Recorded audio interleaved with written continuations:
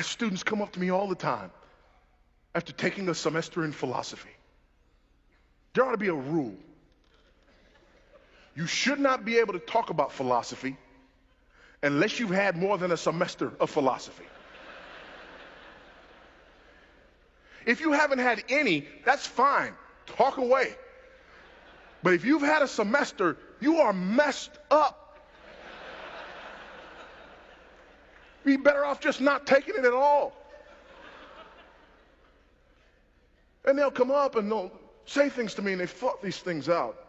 And I'm on the campus to talk about these issues and dealing with apologetics, and they want to catch me alone and ask me these questions, and they look at me and they say, I just wanted to ask you that if you believe in a God that is omnipotent and omnibenevolent, then how do you reconcile the issue of theodicy? To which I respond, took a semester of philosophy, right? Well, yes, how did you know? Because if you hadn't, you'd have just said, listen, God's so powerful and so good, how come bad stuff happens?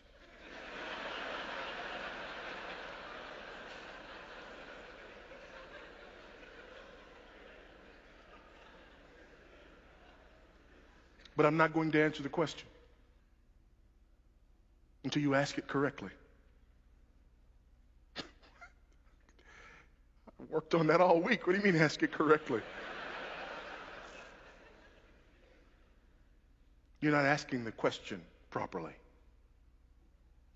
What do you mean ask the question properly? It's my question. You can't tell me how to ask my question. I will answer your question when you ask it properly. How do I ask it properly? Here's how you ask that question properly. You look me in my eyes and you ask me this. How on earth can a holy and righteous God know what I did and thought and said on yesterday and not kill me in my sleep last night? You ask it that way and we can talk. But until you ask the question that way, you don't understand the issue. Until you ask the question that way, you believe the problem is out there. Until you ask the question that way, you believe that there are somehow some individuals who in and of themselves deserve something other than the wrath of Almighty God. Until you ask me the question that way, until you flip the script and ask the question this way and say, why is it that we are here today? Why has he not consumed and devoured each and every one of us? Why, oh God, does your judgment and your wrath tarry? When you ask it that way, you understand the issue. When you ask it the other way, you believe in the supremacy of man. How dare God not employ his power on behalf of almighty man? You flip the question around. You believe in the supremacy of Christ. How dare I steal his air?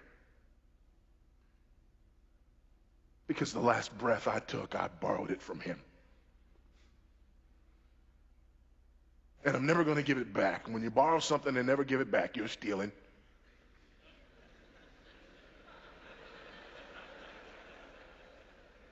Some of you need to take a moment and get right now.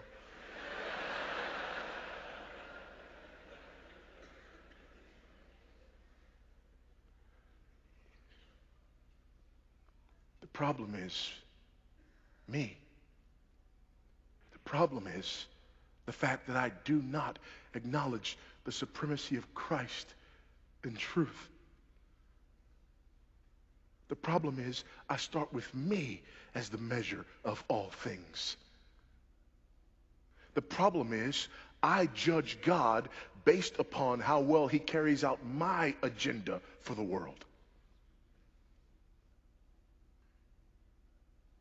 And I believe in the supremacy of me in truth.